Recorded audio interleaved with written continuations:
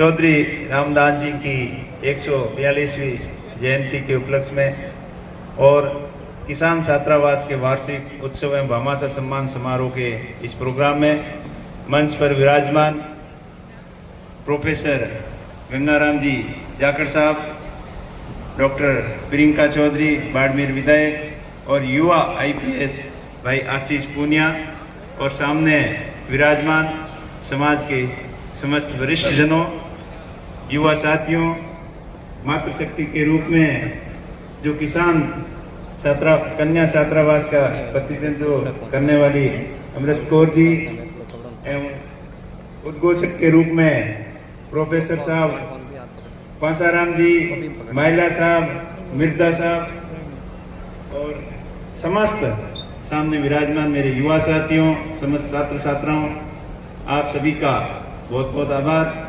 और हम सब रामदास जी को नमन करते हैं। रामदास जी वो एक महान शख्सियत थी जिन्होंने अपने मारवाड़ के लिए शिक्षा की अलग जगाई और उन्होंने अपने समय में शिक्षा के महत्व को समझा, क्योंकि उन्होंने अनुभव किया कि शिक्षा का क्या महत्व है। जब वो रेलवे सर्विस के माध्यम से जोधपुर डिवीजन हो, चाहे हरियाणा गए हो, पंजाब गए हो, वहाँ उन्होंने देखा कि शिक्षित और अशिक्षित में क्या फर्क है। तो उन्होंने उस समय की आवश्यकताओं के अनुसार ये महत्वपूर्ण समझा कि जब तक शिक्षा का सामूहिक विकास मारवाड़ के क्षेत्र में नहीं होगा, तब तक मारवाड़ का किसान जागृत नहीं हो सकेगा, आगे नहीं बढ़ सकेगा। इन्हीं भावनाओं के साथ में उन्होंने एक अच्छी शुरुआत की और उन्हीं की बदौलत हम आज इस स्टेज के ऊपर हैं। आज बाड़मेर के अंदर जितने भी यहाँ के अधिकारी हो, चाहे नेता हो, चाहे बिजनेसमैन हो, चाहे और भी किसी एक्टिविटी के अंदर एक्टिव लोग हो, वो उनकी ही सोच की बदौलत है।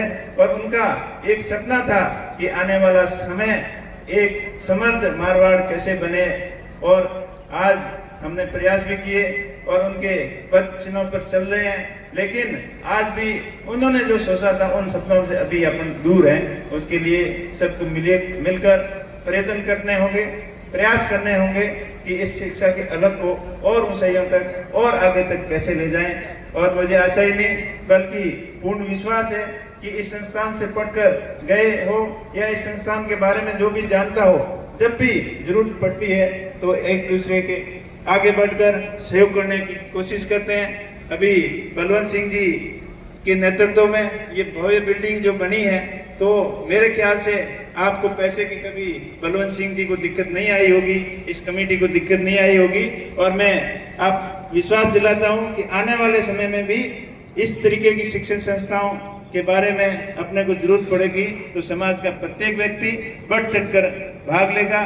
और डालू जी वगैरह इस ऐसे प्रोग्राम के बारे में हमेशा एक्टिव रहते हैं और ये जब जाते हैं किसी के सामने बात रखते हैं तो मेरे ख्याल से कोई इस पुण्य कार्य के लिए कोई मना नहीं करता। और ये ऐसी भावना हम सबकी रहनी चाहिए ताकि शिक्षा के क्षेत्र में अपना क्षेत्र आगे बढ़ सके। एक वो जमाना था जो बाड़मेर को काले पानी की सजा के रूप में मानते थे और यहाँ कोई ऑफिसर ठीक काम नहीं करता था, मनमानी करता था, बेईमानी करता था, तो उनको सजा के तौर पर यहाँ बाड़मेर भेजते थे। और आज वही बाड़मेर है, यहाँ आने के लिए ललास है, या सिफारिश लगवाते हैं कि मेरी पोस्टिंग बाड़मेर दे दो।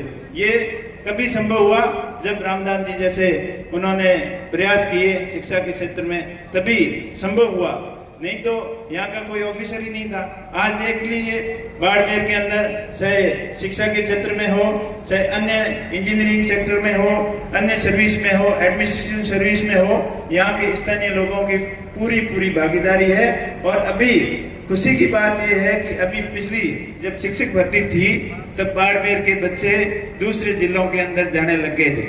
और एक समय ऐसा था कि यहाँ पढ़ाने के लिए बाहर के जिले के बच्चे आते थे मास्टर बन के, और यहाँ से मास्टरों की बहुत ज्यादा कमी थी। तो ये सुधार तभी हुआ जब अभी प्रोफेसर साहब बता रहे थे, मेरे को पूछ रहे थे कि शिक्षा के प्रति अभी गांव के अंदर क्या माहौल है। तो हमारे ये डिस्कस हो रहा था कि अभी बहुत ज्यादा एक्टिव हैं। अब हमारे समय में जब स्कूल में बच्चे पढ़ते थे तो मास्टर पूछते थे, कोई गेस्ट आता था, बच्चों को पूछता था कि बेटा बड़ा होके क्या बनोगे, तो बच्चे कहते थे मेरे को तो मास्टर बनना है, या पुलिस वाला बनना है।